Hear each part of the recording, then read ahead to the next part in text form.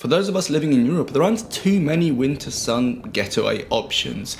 Dubai offers a very good alternative to going somewhere really far away, but also offers a lot of safety, and overall I would recommend it as a travel and even a slightly photography destination if you've not been before. Anytime between October and around April is a good time to visit because the temperatures are not too hot. In the winter you'd probably get around mid-20s in the day and then around teens at night. Obviously in the summer it's unbearable, it's extremely hot, which is why so many of the locals actually go to Europe in the summer. Now what this also means is that in the winter months Dubai gets extremely busy, so it's just something to keep in mind. Personally, I like staying in the Marina for a few reasons. First of all, you have access to the beach and it's always nice to be able to just go down to the beach. Secondly, you have a tram network within the area itself, so it's easy to get around. You also have 2 metro stations, which means you can get into the rest of the city very easily, even straight to the airport. And the best bit about the Marina, in my opinion, is it's walkable. You can, within reason, walk pretty much everywhere you want within this area. Marina is like its own self-contained little city, so everything you could possibly need is there. I would say about a week is more than enough to cover everything that you would see in this guide. Now, if you can come for 2 weeks, you can cover everything a little bit more, but you can do it at a very relaxed pace with a few beach days in between to just chill out. Now, there's no getting around the fact that Dubai is a pretty expensive city. However, what I found is certain things are extremely affordable. For example, taking the metro doesn't cost any money at all. It's like a few pounds to go from one part of the city to the other. Taxis are also very fairly priced. We've taken taxis from, let's say, downtown to the Marina and only paid about £10–12, which is not bad considering the distance is covered. Now, electronics, laptops, if you want to buy any of these things, Dubai is the place to buy them because you can save hundreds of pounds compared to what you would pay in the UK or in Europe. Now, where the prices do change slightly is things like food, eating out, shopping. If you want to buy some food shop for the house, you'll be paying a huge amount of money compared to what you would pay at home, at least in my experience. Now, of course, you can do all of this much cheaper. You can go to certain supermarkets or certain markets where the locals go, not the tourists, and off the beaten path and pay a lot less. A bit more hassle, but it's definitely doable. In terms of accommodation, it varies a lot, but I would say anywhere from £100 seems about realistic, £100 a night, sorry. Of course, you can pay less if you go to the older town or on the outskirts, but if you want to stay right in the Marina or in downtown or in the main areas, be prepared to pay a premium. Dubai is not known for its extensive public transport system. Now, of course, you have the tram, which serves the Marina, you have the metro, which serves all of the main parts of the city, but more on that in a second.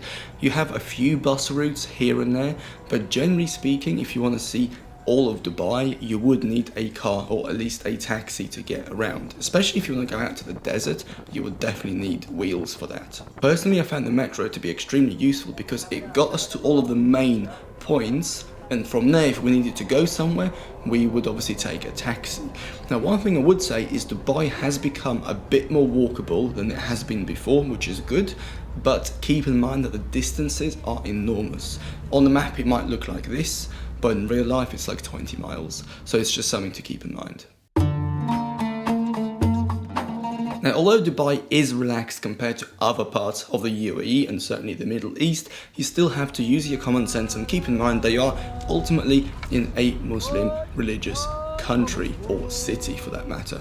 And you just have to behave in a certain way which is a bit more respectful. So things like public displays of affection, swearing, spitting, dressing modestly, all of these things are enforced. The police here is extremely strict, but they're very respectful as well. So as long as you respect them and the laws, they will leave you alone and they will show you respect. So don't be drunk in public, don't be getting with your partner in the middle of the street, and you should be fine. Oh, and one more note on this is, of course, if you're visiting during the months of Ramadan, you might experience a few more strict rules, especially around eating or drinking in public.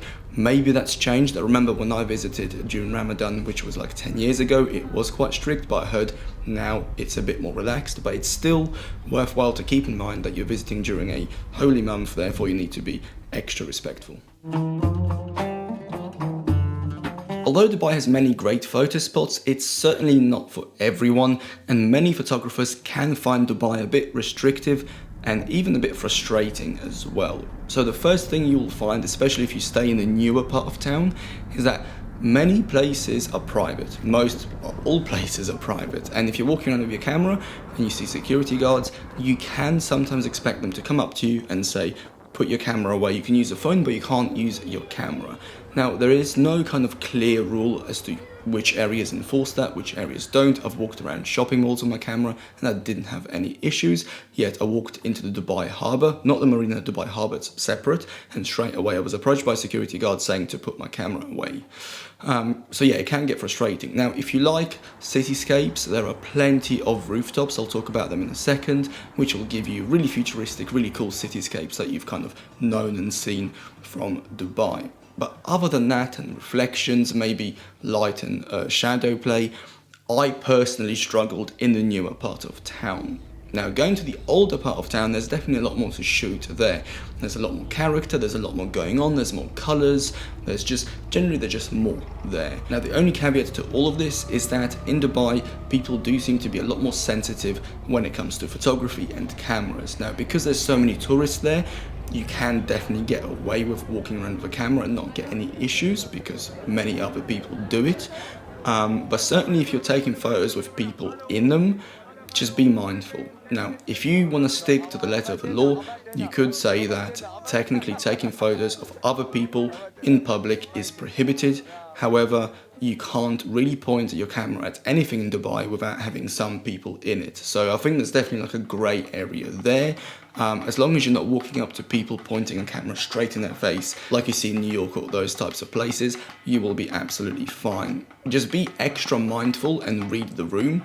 And if you see people are uncomfortable with you holding a camera, just put it away. So does all this mean that Dubai is not worth visiting for photography?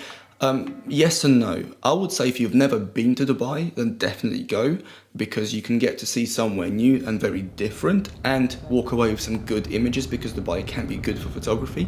However, if you're saying, I want to do a dedicated photography trip, taking photos within the city, with people, with everything going on is my utmost priority, then I would say Dubai probably shouldn't be on your list. Places like Istanbul, Lisbon, Porto, all of those kinds of locations will definitely be a lot more suitable.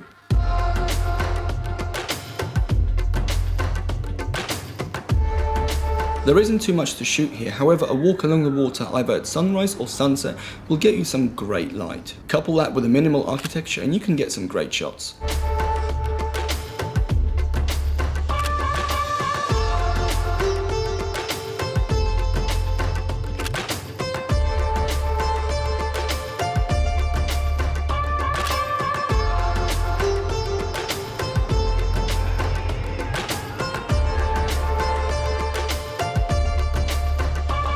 You would need to get on the palm in order to visit the Aura Lounge. May I suggest taking the monorail and getting in the front or the rear carriage for some great views.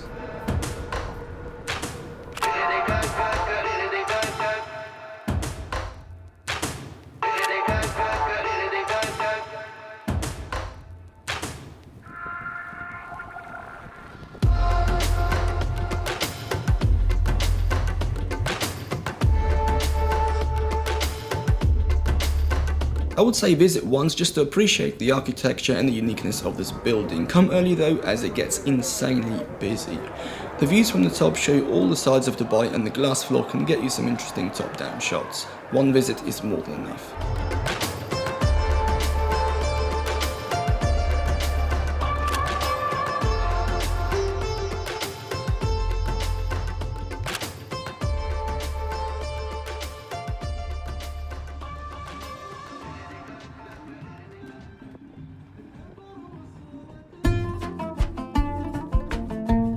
Just like the frame, I suggest one visit to appreciate the architecture. Also, if you hang around near the bottom of the lift, you can get a great photo or two. Don't forget to go to the outdoor deck, and if you don't get any shots, the museum itself is actually very interesting, so well worth a visit.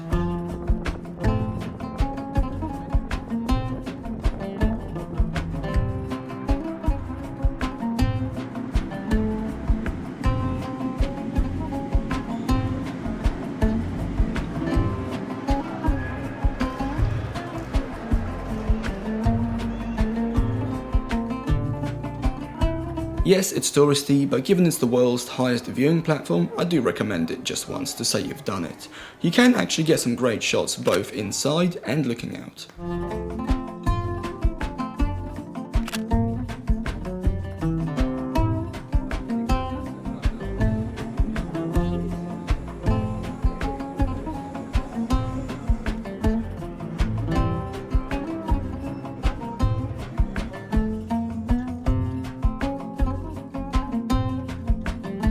This is basically a shopping mall, however the architecture is great, especially inside where it looks like an old market. If you visit on a sunny day, you'll get some fantastic light inside as well.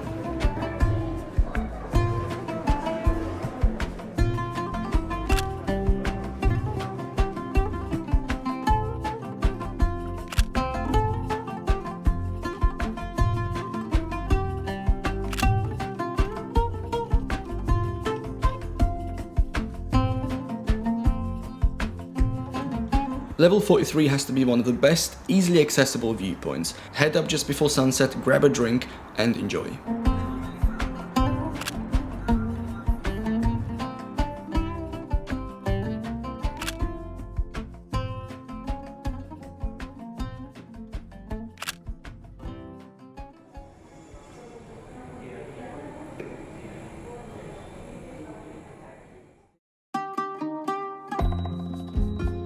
The lounge has 360-degree views of Dubai and the best view of the Palm in my opinion. The food's amazing, the atmosphere is good, and there's even the pool if you fancy it. But be warned that you do need to pre-book in advance and the slots sell out very quickly.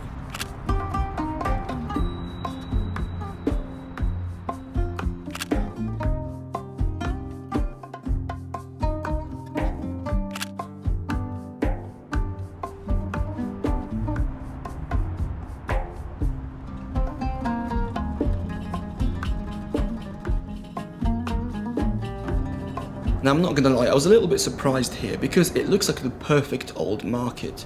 However, it's all new. Despite this, the light is incredible and you can get so many amazing photos here.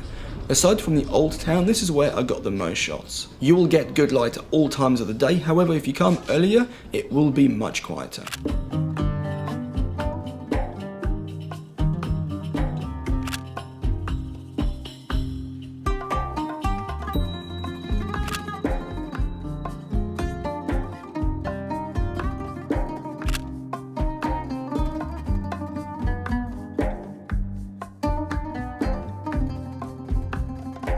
We're now starting to enter the actual older part of town. This district is a heritage site with much of the original buildings still preserved. As well as numerous alleyways to explore, you will also find plenty of museums and galleries. One of those museums is the Coffee Museum. If you're like me and you love coffee, this place is an absolute must.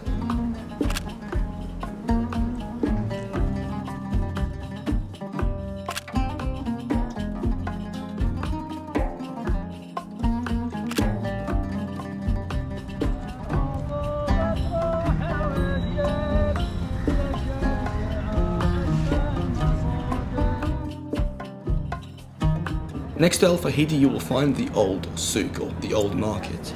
It is everything you expected, a packed market full of sellers fighting for your attention, amazing smells, fantastic light, and plenty of alleyways to explore. It isn't big and it won't take you more than an hour or two to explore, however if you come in the afternoon, you will get a great light seeping into the market.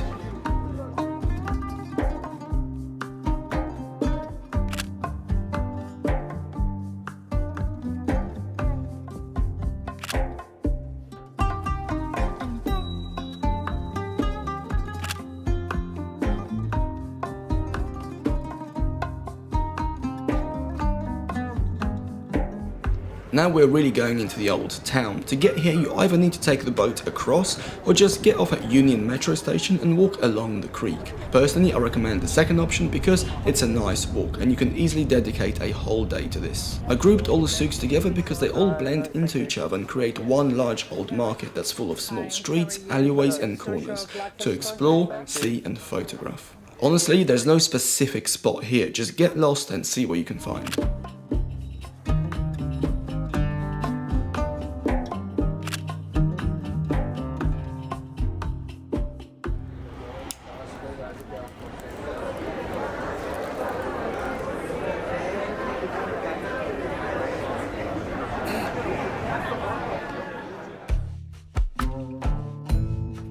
Once you've had enough of the markets, head over to the creek and grab one of the boats.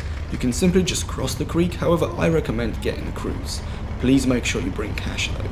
Not only will you have the whole boat to yourself, but you will get to see the previous 4 locations from a different vantage point. Make sure to time it so that you get on the boat about an hour before sunset and you will not be disappointed.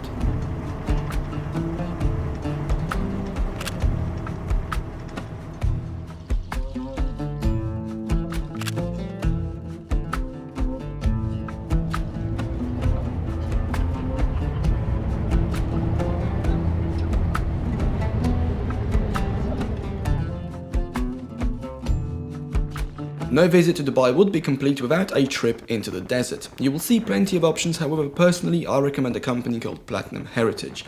Not only do you get a tour in a classic Land Rover if you want, but you also get a chance to see wildlife and learn from an experienced guide. After the tour you head back to camp for traditional food, which was actually really good.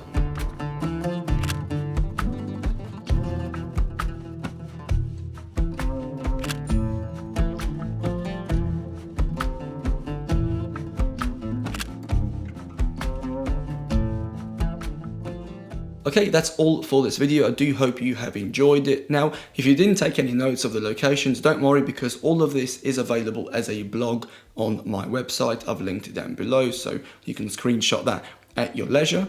But that's honestly about it. I hope you enjoyed it, as I've said, and I hope you have found it useful. If you do have any questions, comments, leave them down below. And that's it. I'll see you in the next video. Thank you ever so much for watching. Have a good week, have a good day, and I'll see you soon. Bye.